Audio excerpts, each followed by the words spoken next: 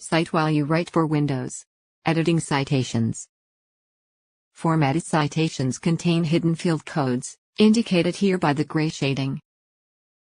If you try to delete text from a formatted citation or type directly into it, those changes will disappear the next time the bibliography updates.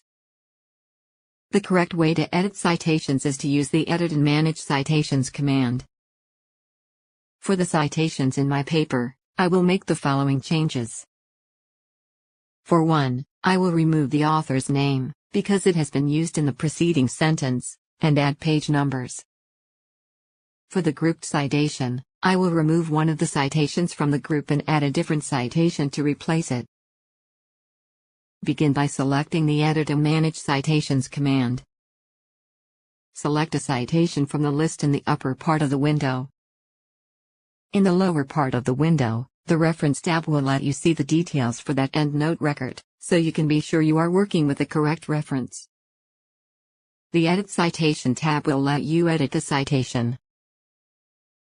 To remove an author's name from a citation, select the citation from the list, then select Exclude Author from this drop-down list. In the Pages field, I'll add the page numbers for this citation. Note that the Pages field is not used in all styles and may not work for the style you are using, but the prefix and suffix fields will always work. In the Suffix field I'll add Table 2, just as an example of how the field works.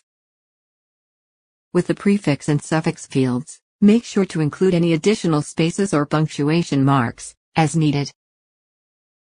This edit is only for this citation. If I cite the same reference later in the document, EndNote will show the default information for that citation, with none of the customizations shown here. For the grouped citation, I want to replace the reference by von Byron with another reference. To do this, I'll select any citation in the group, and choose the Insert Citation option from the drop-down list at the right. This brings up the Find and Insert References window. I'll perform my search for the new reference, then click the Insert button. I now see a grouped citation, showing the original references and the one I just inserted. Next, I'll select the reference to be removed, and choose Remove Citation from the drop-down list. Click the OK button to display all the changes. In my first example, you no longer see the author's name in the citation, and you now see page numbers and a suffix. The grouped citation now shows the Emory reference, instead of the von Byron reference.